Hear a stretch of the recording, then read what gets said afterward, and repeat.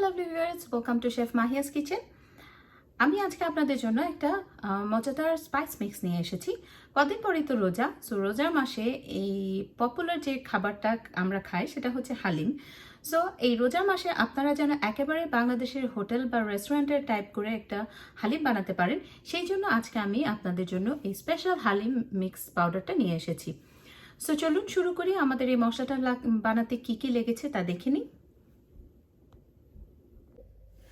আজকে আমি আপনাদেরকে যে হালিমের মশলাটা বানিয়ে দেখাবো সেটা হচ্ছে একেবারে আমাদের বাংলাদেশি স্টাইলের হালিমের মশলা।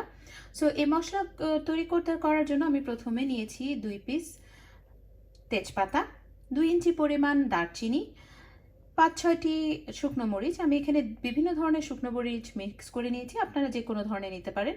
4-5টি সাদা এলাচ, 4-5টি লং, 1 টিস্পুন কালো গোলমরিচ, এখানে 1 টিস্পুন কালো গোলমরিচ আছে। এটাতে আমরা এখন নিব 1 টিস্পুন পরিমাণ পাঁচফোড়ন, 1 টেবিলস্পুন পরিমাণ ধনিয়া, 1 টিস্পুন পরিমাণ আস্ত জিরা,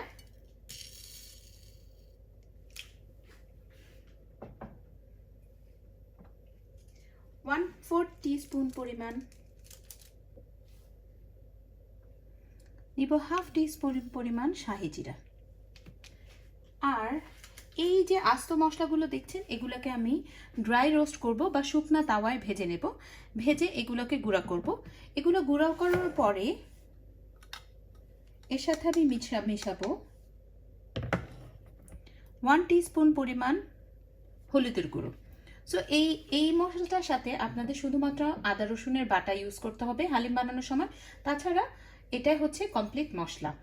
আপনারা এই মশলাগুলো কোয়ান্টিটিগুলো কিন্তু যদি বেশি বানাতে চান তাহলে ডাবল করে নেবেন।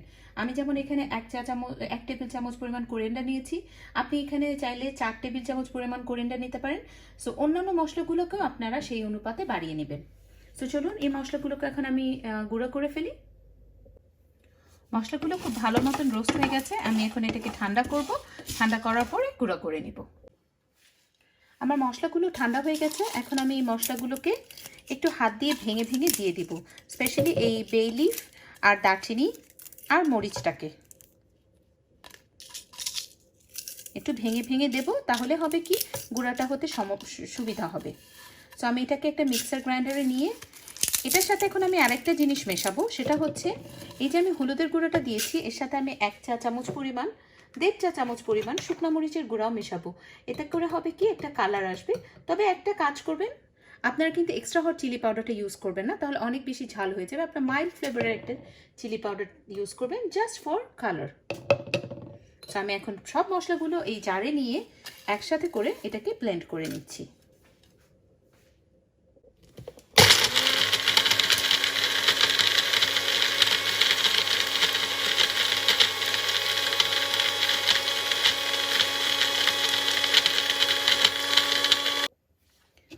হয়ে গেছে আমাদের হালিম মশলা, আমি এখন এটাকে একটা জারে ঢেলে নিচ্ছি।